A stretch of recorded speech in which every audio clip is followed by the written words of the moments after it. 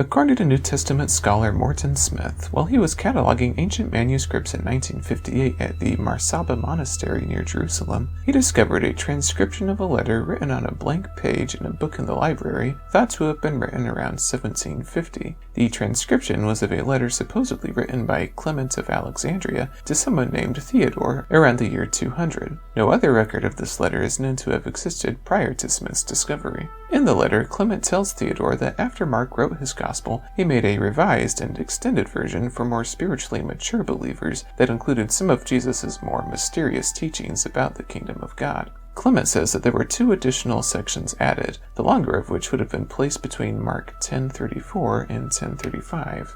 The only quotes that we have from Secret Mark exist solely in this previously unknown letter of Clement. Secret Mark describes Jesus raising a rich young man from the dead, and then he later secretly teaches this man the mystery of God's domain, or the secret of the kingdom of God. If true, then it's possible that Secret Mark may contain an early version of the raising of Lazarus, a story that otherwise only exists in John's Gospel. In the framework of the narrative of Secret Mark, the rich young man that Jesus raises from the dead may in fact be the same rich young man he talked to earlier in that same chapter, to whom his heart warmed. The text says that after coming out of the tomb, the young man looked at Jesus, loved him, and began to beg to be with him. 6 days later, Jesus calls him to spend the night with him, where he teaches him the mystery of God's domain, or the secret of the kingdom of God. This phrase also exists in canonical Mark 4:11. This scene appears to be similar to Jesus' discreet meeting with Nicodemus in John's Gospel. The man is also described as dressed only in a linen cloth. If true, then this could also explain why canonical Mark describes a young man wearing nothing but a linen cloth being present when Jesus is arrested in Mark 14:51 through 52.